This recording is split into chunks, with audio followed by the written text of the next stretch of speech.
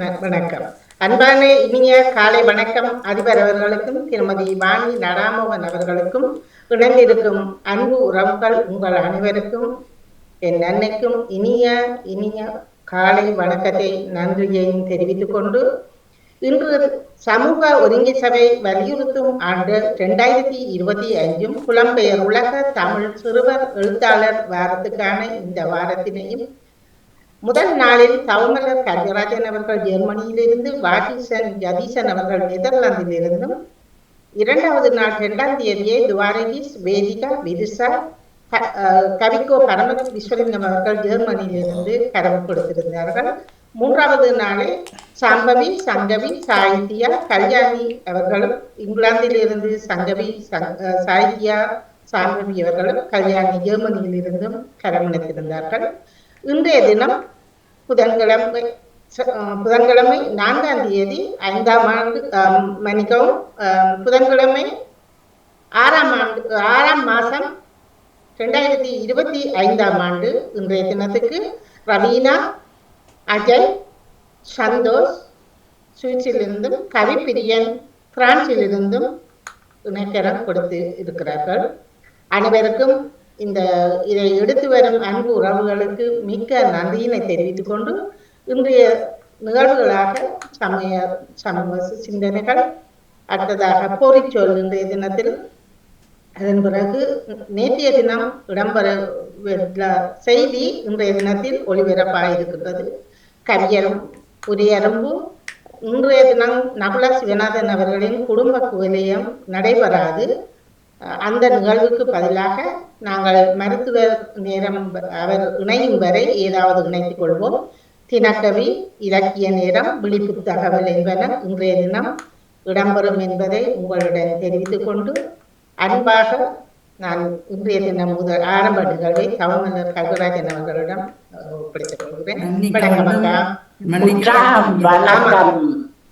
வண்ணம் டாக்டர் வெனிட்டா குடும்ப கோலியன் நிகழ்வு நேரம் வந்து பாந்து கொள்ளுவா. 1 மணித்தியால முதலா 12 மணிக்கு தண்ணி வரவா, 11 மணிக்கு வருவதாக நான் அறிவித்திருந்தேன். நன்றி நன்றி அக்கா, மிக்க மிக்க நன்றி. அந்த தகவலை நீங்களும் பகிர்ந்து கொண்டமைக்கு மிக்க நன்றி. நானும் அந்த அளவு ஓரளவுக்கு என்னால் இணைய முடியும். இணைந்து விட்டு நான் விடைபெற்று செல்லக்கூடியதாக இருக்கும். தவமலர் கல்விராஜன் அவர்களே வணக்கம் அக்கா. வணக்கம் செல்வி. இன்றைய மும்மத சிந்தனை நேரத்தில் தியானதேசன் அவர்கள் உங்கள் சிந்தனையை பாருங்கள். இனிய காலை உற்சாக வணக்கம் தொகுப்பாளினி. வணக்கம். தவமலர் கல்விராஜன் அவர்களுக்கும் தொடர்ந்து நடத்தி கொண்டிருக்கும் தொகுப்பாளினி செல்வி நித்யானந்தன் அவர்களுக்கும், அதிபர் நடாமோகன் அவர்களுக்கும், பழனி கலைவாணி மோகன் அவர்களுக்கும், அனைத்து பாமோர்களுக்கும் எனது தியங்கனிந்த காலை வணக்கத்தை கிறிஸ்தாசிரியருடன் குறிக்கொண்டு நான் ஜீவனிலிருந்து ஜானடேசர். இன்று பாஸ்கா காலத்தின் 7ஆம் வாரத்தின் 3ஆம் நாள் புதன்கிழமை 926வது ஆக்கமாகும். 9026வது ஆக்கமாகும். கிறிஸ்தவ நற்சிந்தனை. உண்மைக்கு சாட்சியில் வந்தவர் ஜேசு. தனது பணி வாழ்வில் உடல் உழைப்பாளர்களாக தேர்ந்தெடுக்கப்பட்டு தன்னோடு இருந்து பயிற்சி பெற்றவர்களுக்காக ஜேசு தந்தையிடம் மன்றாடுகின்றார். தந்தையின் தானும் ஒன்றாயிருந்து தந்தை தனக்களிக்கப்பட்ட கடமைகளை நிறைவேற்றுவதைப் போல சீடர்களும் ஒன்றாக இருந்து உலகத்தை சாராது சாத்தானிடமிருந்து விடுபட்டு தங்களுக்கு கொடுக்கப்பட்ட காரியங்களில் அக்கறையாக இருந்து செயற்பட தந்தையிடம் வேண்டுகின்றார். இயேசுவின் பணியை தொடர்ந்து செயலாற்றுகின்ற ஒருவருக்காகவும் இயேசு சுபிக்கின்றார். நாமும் தொடங்கொண்டு இறையரசை கட்டி எழுப்புவோம். இயேசு நமக்கு அருளையும் ஆற்றலையும் தந்து தன் தந்தையுடன் நமக்காக மன்றாடுவார். குறைகளும் நல்ல நிறைகளுமே இறைவா உமக்கு காணிக்கை. குறைகளை போக்கிட இனிதாய் உள்ள வந்தே நிறைமனதோடு ஏற்றருள்வாய். காணிக்கை தந்தோம் கர்த்தாவே, ஏற்றுக்கொள்ளுமை இப்போது. கண்கொண்டு பாரும் கடவுளின் மகனே, காணிக்கை யார் தந்தார் நீதானே. நாங்கள் தந்த காணிக்கை எல்லாம் இரட்சகன் கொடுத்தது. மேகம் சிந்தும் நீத்துளி எல்லாம் பூமி கொடுத்தது. காலங்கள் மாறும், கூலங்கள் மாறும், காலங்கள் மாறும், கூலங்கள் மாறும், ஆகாயம் மாறும் கடவுளின் மகனே, ஆனாலும் அன்பு மாறாது. நன்றி, வணக்கம். ராஜினி. நன்றி ஜானடேசன் அவர்களே, உங்கள் சிந்தனைக்கு வாழ்த்துக்கள். அடுத்த பாலன் அவர்கள் உங்கள் சிந்தனையை தாருங்கள். வணக்கம் பாலன் அவர்களே. வணக்கம். வீட்டுல நிக்குது கூட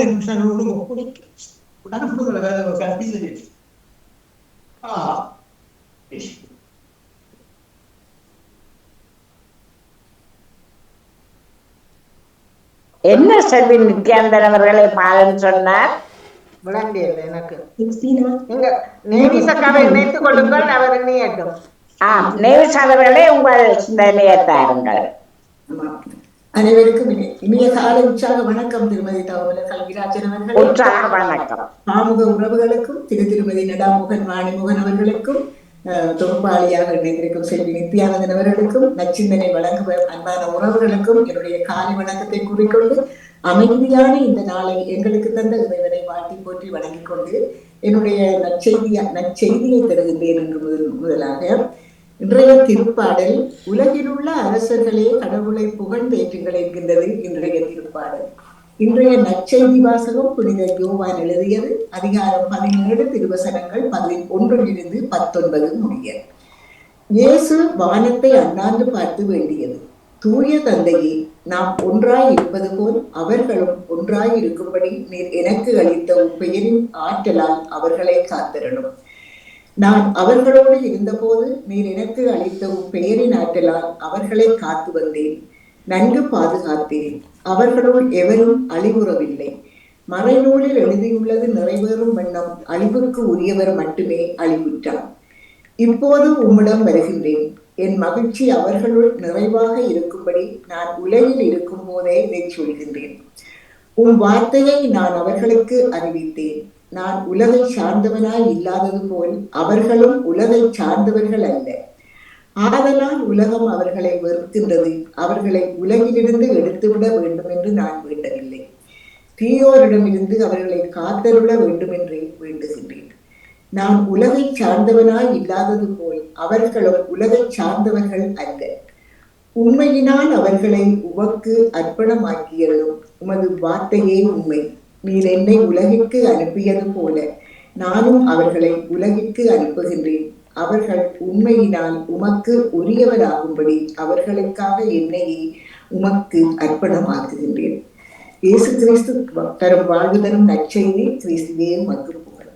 இன்றைய இறைவார்த்தையின் சிந்தனையாக இயேசு சிரித்ததாகவோ புன்னகைத்ததாகவோ ஆனந்தம் கொண்டதாகவோ நற்செய்தியில் நேரடியாக கொடுக்கப்படாவிட்டாலும் அவர் நிறைவோடு வாழ்ந்தார். உள்ளத்தில் நிறைவு கண்டவர். இப்படிப்பட்ட மனிதர்கள் மன நிறைவோடும் மன மகிழ்வோடும் வாழ்வார்கள் என்பதில் எள்ளளவும் ஐயமில்லை. பற்றற்ற வாழ்வும் பகிரும் உள்ளமும் மன்னிக்கும் இதயமும் ஆள் பார்த்தா அன்பும் இவை யாவும் மகிழ்ச்சியின் ஆன்மீகங்கள். இன்றைய உலகில் மனிதர்கள் மகிழ்ச்சியை தேடி எங்கெங்கோ அலைந்து கொண்டு இருக்கின்றார்கள். இன்னும் சிலர் பணம் பொருள் என்ன பலவற்றில் தங்களுடைய மகிழ்ச்சியை தேடி அலைகின்றார்கள். இயேசு கூறுவார், மிகுதியான உடைமைகளை கொண்டிருந்தால் மட்டும் ஒருவருக்கு வாழ்வோ மகிழ்ச்சியோ வந்துவிடாது. அப்படியானால் உண்மையான மகிழ்ச்சியை எது தரும்? இதற்கான பதிலை திருவிவிலியம் தருகின்றது. உன்னுடைய ஒழுங்குமுறைகளை ஏன் உரிமை சொத்தாய் கருதுகின்றேன், ஆகவே அவை என் இதயத்தை மகிழ்விக்கின்றன என்று குறிப்பிடுகிறது திருப்பாடல் 119 11ஆம் வசனம். இவ்வார்த்தைகளை அடிப்படையாக வைத்து சிந்தித்து பார்த்தால் கடவுளின் ஒழுங்குமுறைகள் அவரது கட்டளைகள் தான் ஒருவருக்கு மகிழ்ச்சியை தருகின்றன. ஆனால் இன்றைய நவீன உலகில் பலரும் மாய கவர்ச்சிகளுக்கு மயங்கி அதில் வீழ்ந்து விடுகின்றார்கள். இப்படிப்பட்டோர் சிறிது காலத்துக்கு மகிழ்ச்சியாக இருக்கலாம், அவர்களால் நிறைவான மகிழ்ச்சியை பெற்றுக்கொள்ள முடியாது. ஆனால் எவர் ஒருவர் இந்த உலகம் வெறுத்தாலும் பரவாயில்லை, மேலுலகு சார்ந்த வாழ்க்கை வாழ்வேன் என்று வாழ்கின்றாரோ, அவர் சிறிது காலத்துக்கு துன்பப்பட்டாலும் ஒரு கட்டத்தில் அவர் நிலையான மகிழ்ச்சியை பெற்றுக் கொள்வார். நாம் உலகில் இருப்பதற்கும் உலகினராக இருப்பதற்கும் நிறைய வேறுபாடுகள் உண்டு. இயேசுவின் வார்த்தையாகிய உண்மைக்கு நம்மை அர்ப்பணித்து அவர் விட்டு சென்ற பணியை நமது வாழ்வாலும் வாக்காலும் செய்வோம். அல்லது நம்மை அர்ப்பணித்து வாழும் போது நாம் அவரது அருளால் வழிநடத்தப்படுவோம். மந்திரமாவதும் மருந்தாவதும் தந்திரமாவதும் தானங்களாவதும் சுந்தரம் ஆவதும் தூய் நெறியாவதும் எந்த பிராண்டன் இணையணி தானே என்ற பாடல் ஒன்றும் நாங்கள் கேட்டிருக்கின்றோம். இறைவா, என் வாழ்வு முழுவதையும் உமக்கு உகந்தவையாக மாற்றும். உண்மையினால் என்னை உமக்கு அர்ப்பணமாக்கும். தூய ஆவியின் எம்மை வழிநடத்தியலும் ஆதலால் வழிநடத்திய நீதியின் பாதையில் நாங்கள் விசுவாசத்துடன் பயணிக்க எங்களுக்கு ஆவியின் அருள்படைகளை வழங்கும் என்று கூறிக்கொண்டு, நிஜமில்லா உறவு நிலையானதென்றொன்றும் இல்லை, நேற்றும் இன்றும் என்றும் மாறாத தெய்வம் நீ மட்டும் போதும் எப்போதும், நீ மட்டும் போதும், நீ மட்டும் போதும், நீ மட்டும் போதும் எப்போதும்.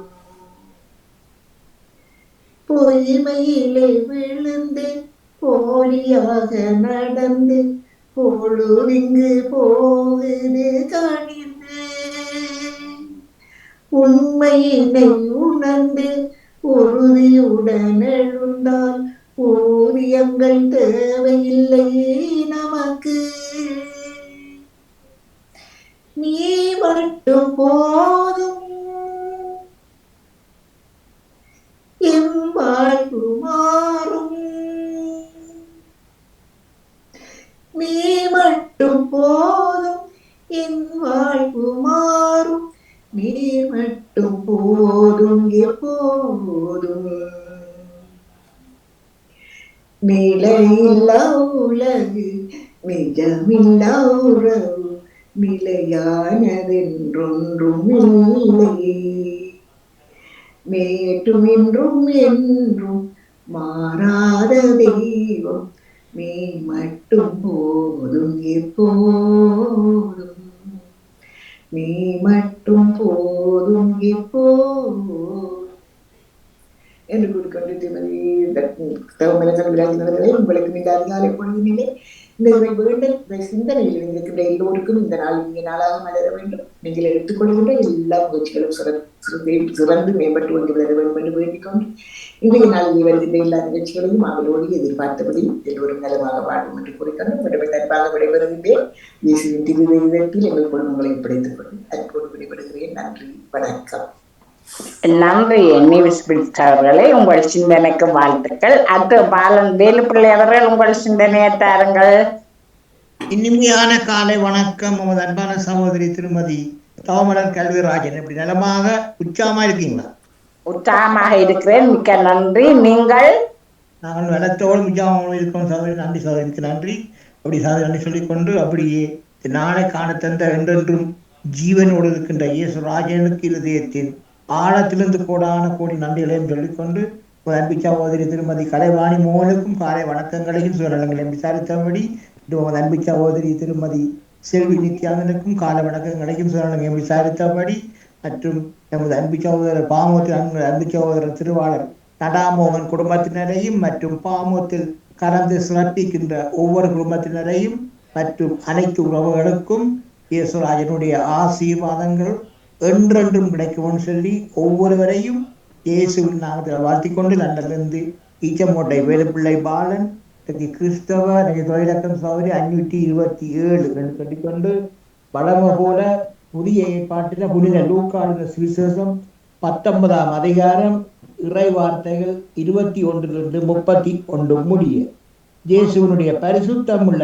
நாமத்துக்கு ஸ்தோத்திரம். நீர் வைக்காததை எடுக்கிறவரும் விதைக்காததை அறுக்கிறவருமான கடினமுள்ள மனுஷன் என்று அறிந்து உமக்கு பயந்திருந்தேன் என்றான். அதற்கு அவர், பொல்லாத ஊழியக்காரனே, உன் வாய்ச்சொல்லை கொண்டே உன்னை நியாயம் தீர்க்கிறேன். நான் வைக்காததை எடுக்கிறவரும் விதைக்காததை அறுக்கிறவருமான கடினமுள்ள மனுஷன் என்று அறிந்தாயே. பின்னே ஏன் நீ என் திரவியத்தை காசு கடையிலே வைக்கவில்லை? வைத்திருந்தால் நான் வரும்போது அதை வட்டியோடே வரப்பற்றி கொள்வேனே என்று சொல்லி சமீபமாய் நிற்கிறவர்களை நோக்கி அந்த ராத்தலை அவன் கையில் இருந்தெடுத்து 10 ராத்தல் உள்ளவனுக்கு கொடுங்கள் என்றார்.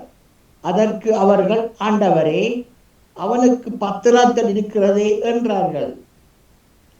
அதற்கு அவர், உள்ளவன் எவனுக்கும் கொடுக்கப்படும், இல்லாதவரிடத்தில் உள்ளதும் எடுத்து கொள்ளப்படும் என்று உங்களுக்கு சொல்லுகிறேன். அதற்கு அவர், உள்ளவன் எவனுக்கும் கொடுக்கப்படும், இல்லாதவரிடத்தில் உள்ளதும் எடுத்து கொள்ளப்படும் என்று உங்களுக்கு சொல்லுகிறேன். அன்றியும் தங்கள் மேல் நான் ராஜாவாகிறதற்கு மனதில்லாதிருந்தவளாகிய என்னுடைய சத்துருக்களை இங்கே கொண்டு வந்து எனக்கு முன்பாக வெட்டி போடுங்கள் என்று சொன்னார் என்றார். இவைகளை அவர் சொன்ன பின்பு எருசலேமுக்கு புறப்பட்டு முந்தி நடந்து போனார். இயேசு ஒலிவமலை எனப்பட்ட மலையின் அருகே பெத்பகே பெத்தானியா என்னும் ஊர்களுக்கு சமீபித்த போது தம்முடைய சீசரில் 2 பேரை நோக்கி, உங்களுக்கு எதிரே இருக்கிற கிராமத்துக்கு போங்கள். அதிலே பிரவேசிக்கும் போது மனுஷரில் ஒருவனும் ஒரு காலம் ஏறியிராத கழுதை குட்டியை கட்டியிருக்க காண்பீர்கள். அதை அவிழ்த்து கொண்டு பாருங்கள். அதை ஏன் அவிழ்க்கிறீர்கள் என்று யாராவது உங்களிடத்தில் கேட்டால் அது ஆண்டவருக்கு வேண்டும் என்று சொல்லுங்கள் என்றார். தொடங்கி நாளை தொடர்ந்து சொல்லிக்கொண்டு பாடு. இயேசுடைய பரிசுத்த நாமத்துக்கு ஸ்தோத்திரம். நான் உன்னை விட்டு விலகுவதில்லை, நான் உன்னை என்றும் கைவிடுவதில்லை, நான் உன்னை விட்டு விலகுவதில்லை, நான் உன்னை என்றும் கைவிடுவதில்லை. நான் உன்னை காண்கின்ற தேவன், கண்மணி போல் உன்னை காப்பேன். நான் உன்னை காண்கின்ற தேவன், கண்மணி போல் உன்னை காப்பேன். நான் உன்னை விட்டு விலகுவதில்லை, நான் உன்னை என்றும் கைவிடுவதில்லை. பயப்படாதே நீ மனமே, நான் காத்திடுவேன் உன்னை தினமே.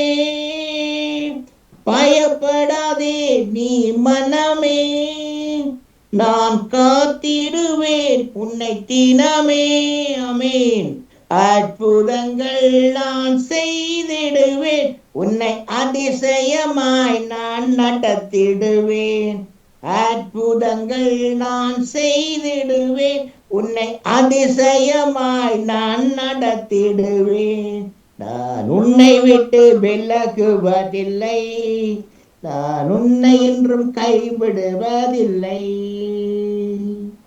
கலங்காதே திகையாதே மனமே, கலங்காதே திகையாதே மனமே, உன்னுடன் இருக்க பயமேன், நான் உன்னுடன் இருக்க பயமேன். கண்ணீர் யாவையும் துடைத்திடுவேன், உன் கவலைகள் யாவையும் போக்கிடுவேன். உன் கண்ணீர் யாவையும் துடைத்திடுவேன், உன் கவலைகள் யாவையும் போக்கிடுவேன்.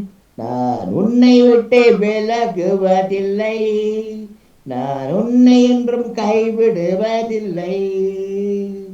அனுதினம் என்னை தேடிடுவாய், நான் அழைத்திடும் பலனை பெற்றிடுவாய். அனுதினம் என்னை தேடிடுவாய், நான் அழைத்திடும் பலனை பெற்றிடுவாய். ஆத்திமரம் போல் செழித்திடுவாய், நான் ஆசையாய் உண்ண கனி கொடுப்பாய். அத்திமரம் போல் செழித்திடுவாய், நான் ஆசையாய் உண்ண கனி கொடுப்பாய். நாம் ஆசையாய் உண்ண கனி கொடுப்பாய். அன்பான தகப்பனே இயேசுராஜனே, மீண்டும் ஒரு புதிய நாளை காண தந்த கிருபைகளுக்காக இயேசுராஜனுக்கு உள்ளத்தின் ஆழத்திலிருந்து கோடான கோடி நன்றிகளை மூலம் சொல்லிக்கொண்டு, அன்பான தகப்பனே, உங்களது பிள்ளைகள் பிரியான மார்க்கமாக எந்தெந்த வாகனங்களில் வெளியே சென்று கொண்டிருக்கிறார்களோ, செல்லவிருக்கின்றார்களோ, மற்றும் எந்தெந்த இடங்களில் இருக்கின்றார்களோ ராஜா, எல்லா இடங்களிலும் உங்களோட பிரசன்னம், உங்களது பாதுகாப்பு, உங்களோட தயவு ஜபிக்கிறேன் ராஜா. ஒருவருக்கு ஒரு சிறு விபத்துகள் கூட ஏற்படாமல் தகப்பனே, புறன் மூலம் எந்த விதமான ஒரு ஆபத்துக்களோ பிரச்சனைகளோ கொள்ளை நோய்களோ அணுகாத வண்ணம் ராஜா, நீங்கள் ஒவ்வொருவரையும் அணு வினாடியும் வேலி அடைத்து நீங்கள் பாதுகாப்பாளர்கள் ஜபிக்கிறேன் ராஜா.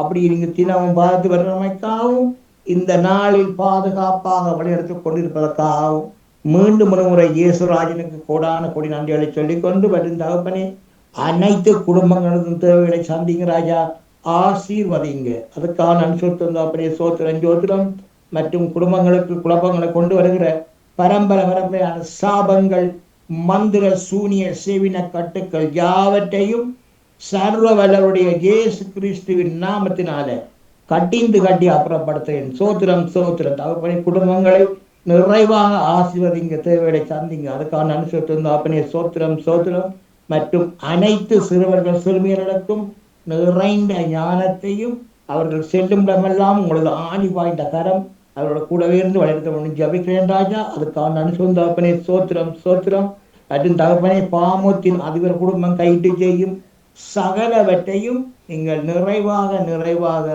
என்றென்றும் ஆசீர்வதித்து வழிநடத்தவன் சொல்லி இயேசப்பாவிடம் பிரார்த்தனை எடுத்துக்கொண்டு சௌரி விடாவர்கள். நன்றி, வணக்கம்.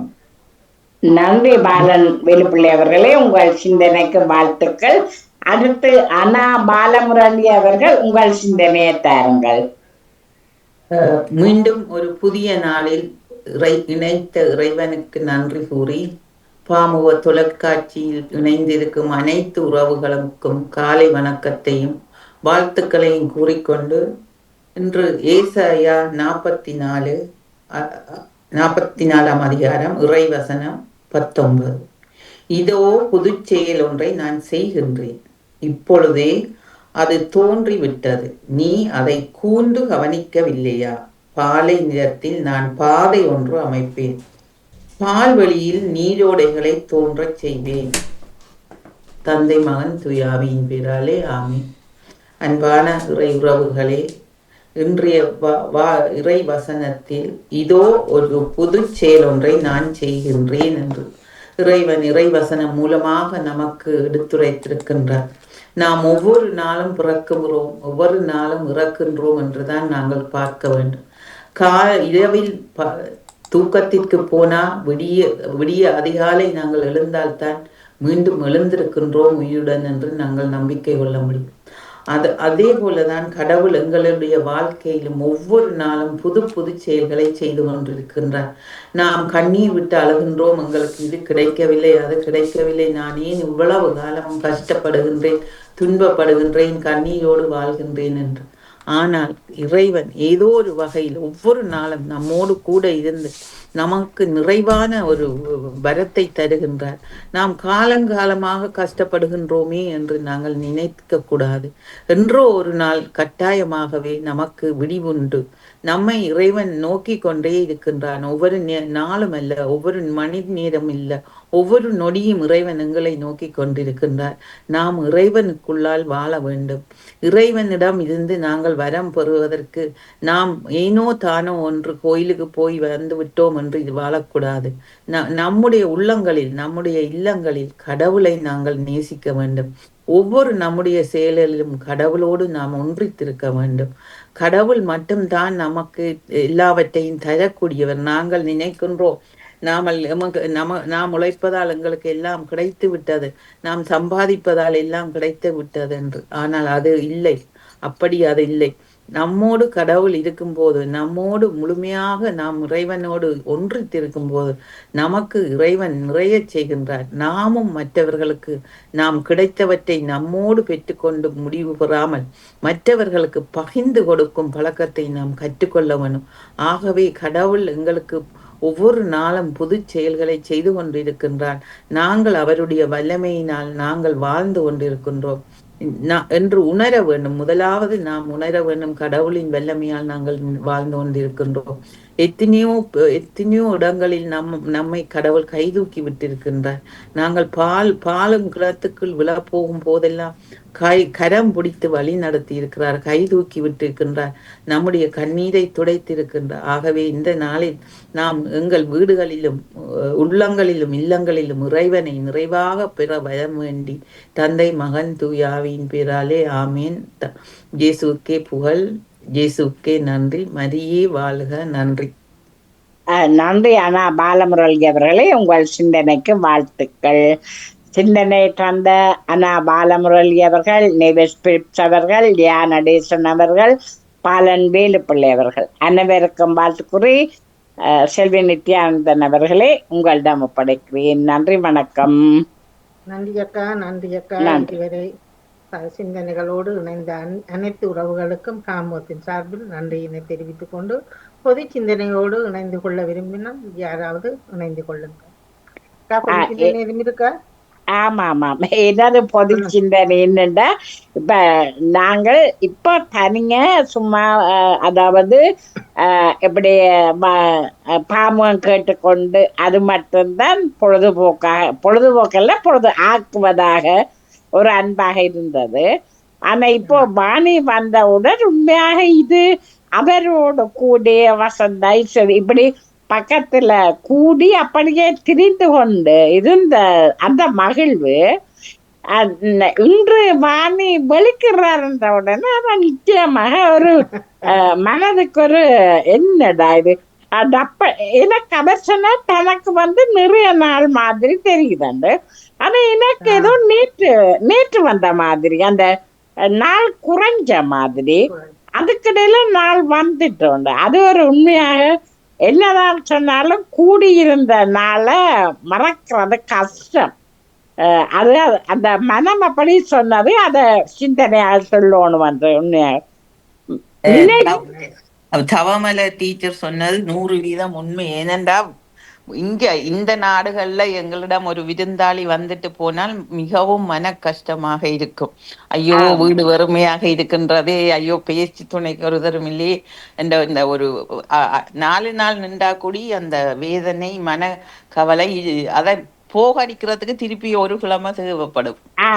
நிச்சயமான உண்மை. ஒரு கொஞ்சம் உண்மையா தியான தேசன்கிட்ட போயிட்டு அப்படியே லக்ஷியாட்ட போட்டு சாந்தி டீச்சர் வீட்டு எல்லாம் போயிட்டு வந்து இங்க ஓடிடுவேன். வசந்தா விட்டு உண்மையா ஓடுறதான இன்றைக்கு உண்மையாக போய் அவரை வழி அனுப்புறன்றது கொஞ்சம் மனதுக்கு இதா இருந்தது. என்றாலும் அவரும் போகத்தான் வேணும், நாங்களும் தனியா வாழத்தான் வேணும். என்றாலும் இது ஒரு கஷ்டமான சூழல். ஒவ்வொரு மனதுக்கும் அது ஒரு தாக்கமாக இருக்கும். இதுதான் என்னுடைய சிந்தனையில் வந்ததை உங்களுடன் பகிர்ந்து கொண்டேன் செல்வி. வாழ்த்துக்கள். நன்றி நன்றி நன்றி. உண்மையாக எனக்கு ஒரு சிந்தனை வந்தது. அவங்களுடைய சிந்தனையிலிருந்து உண்மையாக நாங்கள் எல்லாம் தனிமையில் இருக்கும்போது இந்த உறவுகள் சந்தித்து அங்கே போகணும் இங்கே போகணும் கலந்து அது இன்னத்தையும் விரும்பினதில் எல்லாம் கதைச்சி சிரித்து மகிழ்ந்திருந்தாலும் ஒரு மனதுக்கு ஒரு சந்தோஷமாக இருந்தது. உடம்புல இருக்கிற வருத்தங்களோட தெரியல. அவர்களும் அந்த சோர்ந்து விடாமல் எங்களை எல்லாம் ஊக்கமாக கூட்டி சென்று எல்லா இடம் பார்த்தது, எல்லா உறவுகளையும் சந்தித்ததுன்னு எனக்கு மனதுக்கு ஒரு சந்தோஷமாக இருந்தது. இன்னும் 3-4 நாள் எனக்கு செலவழிச்சிருக்கலாம். எனக்கு இங்கே அப்பாயின்மெண்ட்கள் இருந்தபடியாக ஓடி வந்துட்டேன். இப்போ யோசித்தேன், அங்கே ஒரு நாள் வெல்சியம் போனார்கள் உடனே அப்படியே நான் இருந்திருந்தா போயிட்டு நினைத்தேன். பரவாயில்லை, இன்னொரு முறை பார்ப்போம். இன்னொரு சுகமாக இருக்கல எங்களோட நிலையில் நாங்கள் வரும்போது இன்னும் கூட எங்களோட இடங்களையெல்லாம் பார்க்கக்கூடியதாக அமைந்திருக்க வேண்டும். நானும் நினைத்துக் கொண்டதை ஆ, கவலையை ஆ. நன்றி நன்றி அக்கா. இந்த சிந்தனையிலிருந்து தான் நானும் ஒரு சிந்தனையை கொண்டு வருகிறேன். நீங்கள் சொன்னதிலிருந்து பசுமை நிறைந்த நினைவுகளாய் பாடித் திரிந்த பறவைகள் போல் ஜெர்மனியில் வாழ்ந்த உறவுகளோடு கூடி பிறந்த அந்த நாட்கள், இந்த 8 நாட்கள் அவர்களுடைய மனதில் எவ்வளவு சோகத்தை உண்டு பண்ணி இருக்கிறது என்றால், உண்மையிலேயே உறவும் பிரிவும், உறவுகளோடு இணைந்து பிரிகின்ற அந்த நாட்கள் ஒரு சோகத்துக்குரிய நாட்கள். அது கஷ்டமாக இருக்கும் மனசுக்கு. ஆனால் அந்த பசுமையான நினைவுகளை நினைக்கும் போது எங்களுக்கு இன்பமாகவே இருக்கும். பெரியாக்கா சொன்ன மாதிரி இருக்க முடியவில்லை, உண்மையிலேயே இருக்க முடியவில்லைன்னு சொன்னா அந்த நினைவுகள் அவர்களுடைய மனதில் அந்த சோகத்தை ஆற்றி நாங்கள் இப்படி எல்லாம் இருந்தோம், அவர்களோடு இருந்தோம் அந்த ஒரு நினைவே மனசுக்கு ஒரு உற்சாகத்தை தரக்கூடிய ஒரு சிந்தனையாக இருக்கும். ஆகவே குரங்குகள் போல அவர்கள் தாவி திரியாவிட்டாலும் பறவைகள் போல பாடி ஒற்றுமையாக இருந்த அந்த மகிழ்ச்சியான தருணங்களை நான் அவர்களுடைய வார்த்தைகளிலிருந்து நானும் உணர்ந்து கொள்கிறேன். உறவுகள் இணைந்திருக்கும் போது உண்டாகும் மகிழ்வு, அது பிரிவு ஏற்படும் போது அதில் ஏற்படுகின்ற அந்த சோகங்கள், கவலைகள், அதெல்லாம் ஒரு நிமிஷத்துல போய்விடும். என்ன தினமும் நாங்கள் ஒற்றுமையோடு ஒன்றாக இணைந்து வாழ்வோம், அதுவே எங்களுக்கு மனதுக்கு மகிழ்ச்சி என்று சொல்லிக்கொண்டு நானும் என்னுடைய சிந்தனையை பதிவு செய்கிறேன். இத்துடன் நாங்களும் மூத்தோருடன் எல்லாரோடும் கலந்து பகிர்ந்து கதைகளை காய்ச்சி சிரிச்சு மகிழ்ந்து பிறகு 12 மணி 1 மணி செல்லும் படுக்க. அப்படி இருந்தாலும் ராகவியும் எங்களோடு ஒத்துழைத்து தானங்க கதைச்சி எல்லாத்தையும் கேட்டுக்கொண்டிருப்பார். பேசாமல் பிரதேசாவது கேட்டால் தான் வேறு பதில். அப்படி அவள் உங்களோட ஒத்துழைத்தா அவருக்கு இந்த நேரத்தில் நன்றியை கூறுவோம். உண்மையிலேயே சந்தோஷமா தான் இருந்திருக்கும். என்ன எல்லாரும் சேர்ந்து இப்ப நாங்க முகம் பார்க்கிறோம், ஆனா நெருங்கி பழகாத உறவுகள் தானே. இப்ப நாங்கள் எல்லாம் இப்ப உங்களோட எல்லாம் இணையும் போது எங்களுக்கு எப்படி இருக்கும் அந்த சந்தோஷம், அதை நினைச்சு பார்க்கும்போதே இன்பமாக தான் இருக்கிறது, மகிழ்வாகவே இருக்கிறது. நன்றி நன்றி, வணக்கம். நன்றி. எங்கே செல்வி நித்யானந்தன் அவர்களே? நன்றி நன்றி நன்றி. கதவு திறப்பட்டு போயிட்டு முடிந்து விட்டது. சரி சரி. எனக்குள் ஏற்பட்ட ஒரு சிந்தனை என்றால், இப்பொழுது எனது கணவருடைய தாயார் சற்று உடல்நிலை சரியில்லாமல் இருக்கிறார். அதில் அவருடைய தங்கச்சிமார் தான் பார்த்து கொண்டு இருக்கிறார். ஆனாலும் இப்ப முன்னர் காலங்களில் நிறைய உறவுகள் ஒரு உதவி என்று சொன்னால் நிறைய உறவுகள் எல்லாரும் சென்று உதவி செய்தார்கள். இப்பொழுது அந்த உறவுகளா கூட இருந்தால் கூட யாருக்கும் யாரும் உதவி செய்யக்கூடிய மனப்பான்மையும் இல்லை. அந்த உதவி செய்வதற்கான ஒரு அவர்களுக்கும் அவர்களது உடம்பும் எல்லாரும் கேட்டாலும் சற்று சுயனம் சுயனம் சுயனம் அப்படியான ஒரு நிலைக்கு இப்பொழுது காலநிலை, அவர்கள் வாழ்ற சூழல் எல்லாமே ஒரு தள்ளுப்பட்ட மாதிரி இப்ப வந்து விட்டது. வணக்கம், மன்னிப்போட. ஆம் செல்வி நித்யானந்தன் அவர்களே, நானும் பார்த்துக்கிறேன். நல்லா இருக்க அவர்களுடன் போய் கதைத்து உறவாடி இது இங்கு இருப்பார்கள். ஆனால் அவர்கள் சுயினமுற்று கொஞ்சம் அவர்களால் இயலாத நேரத்துல போய் பார்த்து அவர்களுக்கு உதவி செய்வ மனப்பான்மை பலரிடம் குறைவுதான். சில பேர் விதிவிலக்காக இருக்கிறார்கள், இல்லையென்றில்ல. அவர்கள் இயலாத நேரத்தில் அவர்களை தாங்கி பிடிப்பதற்கு பலர் போவதில்லை. அதே அதில் தான் போனா காசை கொடுத்து ஆட்களை பார்க்கறதுக்கு கூட அதுக்கு கூட இப்பொழுது தட்டுப்பாடத்தான் இருக்கிறது, ஆட்கள் போறது கூட. அப்ப அந்த அளவுக்கு நாட்டு சூழலும் அப்படி மாறிவிட்டது, மக்களும் அப்படியே மாறிவிட்டார்கள். முன்னர் போல பணம் தான் தனியா ஒரு நோக்கண்டு சொல்லியும் இல்லை. இப்பொழுது அவர்கள் ஒரு நோய்வாய்ப்பட்டது ஒரு பக்கம், அப்படி இல்லையென்று போனா கூட இப்ப இந்த வாரம் ஒரு செய்தியில் வந்திருந்தது, இலங்கையில் தான் ஒரு வீட்டில் ஒரு அம்மாவை பார்க்கறதுக்காக நெடுகளும் ஒருவர் போய்கொண்டிருந்தார். அங்க போய் அவரை எல்லாம் பார்த்துட்டு அவர் இருக்கே எல்லாத்தையும் களவெடுத்துண்டு போட்டார். அப்ப இந்த நாளையில தெரியாதவர்களையும் உள்ளுக்கு விடவும் முடியாது. இப்ப அதுக்காக இப்ப ஒன்றுமே செய்ய இயலாத சில கட்டங்களில் சில இது வந்திருக்கு. அதை நான் இப்ப வேலையால வரும்பொழுதும் சிந்திச்சு பார்த்தேன். பணம் இருந்துதான் சில நேரங்களில் அது பிரியோசனத்துக்கு படுவதற்கான இது வாய்ப்பும் இல்லை. என்னதான் இருந்தாலும் எவ்வளவுதான் பணத்தை வச்சிருந்தாலும் சில நேரங்களில் அது சந்தர்ப்பமே இல்லை. பணம் நீங்கள் செய்கிறது. நீங்கள் சொல்வது அத்தனையும் உண்மை. கடந்த வருடம் என்னுடைய அம்மா இந்த உலகை விட்டு போயிருந்தா. அதற்கு முதல் எங்களோட அம்மா ஹாஸ்பிட்டல்ல இருந்தா கூட நாங்கள் ஒரு புள்ள வச்சு பார்க்குது. ஆனால் முழு நேரமும் ஹாஸ்பிட்டல்ல அந்த பிள்ளைய நிற்க முடியாது. ஏண்டா நாங்கள் எத்தனையோ பேரை கேட்போம், காசை கொடுத்தாவது வாங்கண்டா நாங்கள் சரியா கஷ்டப்பட்டோம். அம்மாவை வச்சிருந்து சரியா கஷ்டப்பட்டோம். ஏண்டா நாங்கள் ஒரு தரம் அங்கே இல்லை, காசு கொடுத்தாலும் வந்திருந்து பாக்குறதுக்கு அங்க ஆட்கள் இல்லை. இப்ப அது ஒரு விருப்பம் இல்லாத தொழிலா போயிட்டு, விருப்பம் இல்லாமல் போயிட்டு.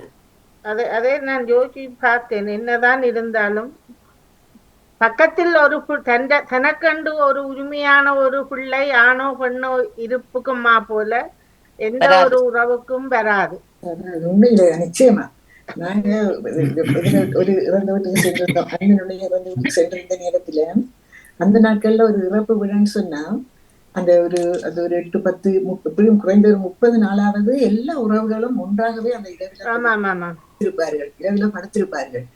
அப்ப அந்த காலங்களில் நாங்க இருந்த காலத்துல அப்படித்தான் நாங்க பார்த்துருக்கிறோம். எல்லா உறவுகளும் அப்படி வந்து எங்களோட அம்மா அப்பா எல்லாம் இறந்த நேரத்துல எல்லோருமே வந்து எங்களுடைய இருக்கும்போது அப்ப எங்களை ஆறுதல் படுத்துற மாதிரி, எங்களுக்கு ஒரு பயன்மான தன்மையை நீக்கிற மாதிரி அந்த உறவுகளின் ஒற்றுமை ஒன்று உடல் இருந்தது. ஆனா இப்ப நான் 2-3 வருடங்களுக்கு 19ஆம் ஆண்டு நான் அண்ணன் பிறந்த நேரத்துல நான் போயிருந்த நேரத்துல அங்க பார்த்தா ஒருத்தரும் இல்ல, சகோதரங்கள் கூட இல்ல. சகோதரங்கள் கூட அவரவர்கள் வீட்டுகளுக்கு போய்விட்டார்கள். அந்த பிள்ளைகளும் அந்த அவர்கள் தான் அந்த இருந்தது. வேற ஒருத்தரும் இல்லை. நாங்க போய் அங்க இருந்தோம். அப்ப அங்க வீட்டுல நாங்க இருந்தோம். அப்ப எங்களுக்கும் பயம்தான். நாங்க கடகாலத்துல அந்த வீட்டுக்கு போனோம். அந்த நாள்ல இருந்த பயம்தான் எங்களுக்கும் வந்தது. அப்ப ஒரு ரூமுக்குள்ள தனியா படுத்திருந்தாலும் நித்திர வராது, பயமா இருக்கும். அப்ப அந்த எல்லோரும் அந்த பிள்ளைகள் அவங்களோட பிள்ளைகள் மட்டும்தான் அந்த வீட்டுல இருந்தாங்க. அப்ப அந்த உறவு எல்லாம் எங்க போயிட்டு, காசு கொடுத்தாலும் காசு சும்மா கொடுத்தா வாங்கிட்டு போயிடுவாங்க. ஒரு தேவைக்கு ஒரு வேலைக்கு வந்து எங்களுக்கு ஒரு உதவி செய்வாங்கன்னு சொன்னா வரமாட்டார்கள். சும்மா வந்து கை நீட்டு இருந்தார்கள், கொடுத்தா வாங்குவார்கள். ஆனா எங்களுக்கு உதவி செய்யற மனப்பாருன்னா அங்க இல்ல, நிறைய குறைஞ்சிட்டு. நானும் அதை அனுபவபூர்வமாக நான் இந்த போன போய் இந்த நேரத்துல கூட நான் பார்த்தேன். எனக்கு ஒரு வீட்டுக்கு உதவி செய்தாரதுக்கு ஒரு மனிதர் காசு கொடுத்த வேலைக்கு வர்றதுக்கே விரும்ப இல்லை. அவங்க சும்மா வந்து கேட்கின்றாரு காசு, சும்மா வந்து நான் தாங்க அப்படின்னு இருக்கிறாங்கன்னா எங்களோட வேலையை செய்துட்டு நாங்க கொடுத்தா உங்களுக்கும் மனதுக்கு நிம்மதியா இருக்கும், எங்களுக்கும் மகிழ்ச்சியா தானே இருக்கும். ஒரு வேறு எங்களுக்கு உதவ இல்லாத நேரத்துல ஒரு உதவியை செய்து அப்ப ஒரு உதவியை செய்திருந்தா எங்களுக்கு மகிழ்ச்சியா இருக்கும். அப்ப அதெல்லாம் அந்த மனப்பான்மை அங்க இல்லை. இப்ப குறைஞ்சிட்டு, நிறைய குறைஞ்சிட்டு அங்க. நானும் அனுபவிச்சுட்டு தான் வந்தேன். வேலைக்கு அங்க ஆட்கள் எடுப்பது கஷ்டம். அதனாலதான் இப்ப என்னுடைய கணவர் என்ன ஆண்டு கூப்பிடும் போது நான் எனக்கு போறதுக்கு விருப்பம் இல்லை. என்னன்னா அங்க போனா வேலை செய்யறதுக்கு ஒரு திறமை இல்லை எனக்கு. நாங்கதான் எங்களோட வேலையை பார்க்கணும். அப்ப அந்த வேலையை கஷ்டப்பட்டு செய்ய முடியாத ஒரு நிலைமை. நான் சொல்லியிருந்தேன், நீங்க யாராவது வேலைக்கு ஒரு ஆளை பிடிச்சி வச்சிருந்தா நான் வந்து நிம்மதியா இருப்பேன். ஏன்டா அந்த பெரிய வீட்டுக்குள்ள ஏறி நடந்து போறது, அதை துப்புரவாக்குறது எல்லாம் பெரிய முடியாத ஒரு காரியம். நாங்க இருக்கும்போது இயலாது, முதல் மாதிரியாக இயலாது எங்களுக்கு இப்போது. அப்ப நான் சொன்னேன், நான் வருவேன், வந்தா எனக்கு வேலைக்கு ஒரு ஆட்கள் கொடுத்து தரும்படியாக. ஆனா எங்கட ஊர்ல வரமாட்டார்கள். எங்களோட ஊர்ல எல்லாரும் கௌரவம் பாக்குறார்கள். வேலை கேவலமான வீட்டு வேலைன்னா கேவலம் என்று செய்கிறாங்க. நாங்க இங்க வந்து அந்த வேலைகள் தானே செய்து பணத்தை சம்பாதிக்கிறோம். இங்க வந்து அந்த வேலைகள் தான் செய்து சம்பாதிக்கிறோம். அந்த காசுக்கு மட்டும் அவர்களுக்கு ஆசை. ஆனா அந்த வேலையை கேவலமா பாக்குறாங்க. அதை நினைச்சு பாருங்க, எப்படியான ஒரு கேவலமான எண்ணம் அவர்களுக்கு. அப்ப அதுதான் அந்த நினைப்புலதான் எங்களுக்கு வருது. இங்க உள்ள எத்தனை மக்கள் எவ்வளவு கஷ்டப்பட்டு இங்க உழைக்கிறாங்க. அடிமை வேலை மாதிரி செய்கிறார்கள். இங்க இங்க அங்க கழுவுறாங்க, எவ்வளவு அந்த அடிமை வேலை அங்க அடிமையாடு நினைக்கிறாங்க. ஆனா அந்த வேலை இங்க அடிமை இல்லை, அது புனிதமான வேலை இங்க அந்த வேலைகள் எல்லாம். அப்ப அந்த வேலைகளை செய்துதான் உழைக்கிறார்கள். உழைச்சி அந்த காசை வாங்கும்போது, நீ வெளிநாட்டுல உழைக்கிறா, அந்த காசை எங்களுக்கு தான், எங்களுக்கு அனுப்புன்னு சொல்லி கேட்கறது என்ன மனச்சாட்சி அது? அதான் நினைச்சு பார்க்கும்போது இந்த உலகமே வெறிய மாயம் மட்டும்தான் நினைக்கிறோம். உலகமே வெறிய மாய தோற்றத்துல இந்த உலகம் வாழ்ந்துட்டு. நன்றி நன்றி நன்றி. வணக்கம் அனைவருக்கு. நான் பத்மினி கமலாந்தன். என்ன தலைப்படு தெரியல, இப்பதான் எல்லாம் முடிச்சிட்டு பொது சிந்தனை சும்மா சொல்லியிருந்தோம். ஏதோ நீங்கள் காசை பற்றி காய்ச்சிருந்தீங்க எப்படி இல்ல, போற இல்ல, இல்ல. வாரான்னு இல்ல இல்ல எங்க அது இல்ல, நான் சிந்தனைக்குள்ள வந்தது பொது சிந்தனைக்குள்ள வந்தது பொது சிந்தனையில வந்தது. எங்கட நீங்க பொது அக்கா சிந்தனை சொன்னா ஏதாவது சொல்ல போறீங்களா? ஜியாக்கா என்ன ஒரு 15 நிமிஷம் செய்தியை போட்டுட்டு உங்களுக்கு பொறிச்சொல்ல தரட்டா? இல்லை நான் பொறிச்சொல்லி இறங்கணும். நான் 10 போகணும். காசு எவ்வளவு இருந்தா தானே நாங்கள் காசை பற்றி 10 யோசிக்கிறதுக்கு 10 மணிக்கு இறங்கணும். இறங்கணும். ஆ, நானும் ரங்க போகணும் சரி. சரி ஒருக்கா போகணும். சரி. இப்பொழுது இந்த செய்தி இருக்கிறது, ஒரு 5 நிமிஷம் செய்தியை போட்டு விடணும். பொறிச்சொல் ஜியாக்கா நீங்கள் ஆயத்தப்படுத்துங்க. இது என்ன ஸ்ட்ராபெரியா பின்னுக்கு இருக்கிறது? ஸ்ட்ராபெரி வேற மாதிரி இருக்கு. இல்ல இல்ல செல்வியின் பின்னுக்கு. சரி நீங்க செய்தியை போடுங்க, நாங்க கேட்கிறோம். ஆமா ஆமா. மன்னிக்க வேண்டாம். நான் பொறிச்சொல்ல சொல்லிட்டு இறங்க போறேன்னா. ஓகே ஓகே, நீங்க சொல்லுங்க ஜியாக்கா. இந்திய காலை உற்சாவணக்கு எல்லோருக்கும் இந்திய பாமுக பொறிச்சொல் புதன்கிழமைக்குரியது 4054. உரம் உரம் உரம் பயிர்களுக்கு உரமான பசலையாக யூரியாக செயற்கை உரமாக யூரியாவை அதிகமாக பாவிப்பார்கள். உரங்களின் 2 வகை உண்டு. ஒன்று செயற்கை உரம், இயற்கை உரம் என்று. இயற்கை உரம் என்றால் குப்பைகள், மற்றது இலைகுலைகள், மற்றது எரு எல்லாத்தையும் இயற்கை என்று சொல்வார்கள். செயற்கை உரம் அந்த யூரியா, பொட்டாசியம் அதுகள் சேர்ந்து நைட்ரஜன், யூரியா, மற்றது அமோனியா எல்லாம் சேர்ந்து அதை தயாரித்து தான் அந்த யூரியா செய்கிறார்கள். அதை இயற்கை உரம் என்று சொல்வார்கள். பிள்ளைகளை படிக்க அறிவு வளர பெற்றோர் ஆசிரியர் ஊக்கம் கொடுக்க வேண்டும். அறிவு என்ற ஒரு பதம் இருக்கின்றது. ஊக்கம். யாழில் தற்போது எல்லா வீடுகளும் வீட்டுக்கு பாதுகாப்பில் மதில் உயர கட்டுகிறார்கள். பாதுகாப்பு என்ற ஒரு பதம் இருக்கின்றது. மரங்களுக்கு பாதுகாப்பிற்காகவும் உரம் பாவிக்கிறார்கள். மரங்களை பாதுகாப்பதற்காகவும் பாதுகாப்பு ஒரு பதம் இருக்கின்றது. செயற்கை உரங்களால் மரங்கள் பயிர்கள் வளரும், ஆனால் அது மனிதர்களுக்கு நோய்களை உண்டாக்குகின்றது. உரம் பயிரிடுவதன் மூலம் செடி கொடிகள் ஆரோக்கியமாக வளரும். உரம் பாவிப்பதன் மூலம் வலிமை பெறுகின்றது. வலிமை என்ற ஒரு பதம் இருக்கின்றது. நிலத்துக்கு ஒரு மண்ணுக்கு ஒரு வலிமையாக இருக்கின்றது. தேகத்தில் ஊக்கம் இருக்க வேண்டுமாயின் உடம்பை சுகதி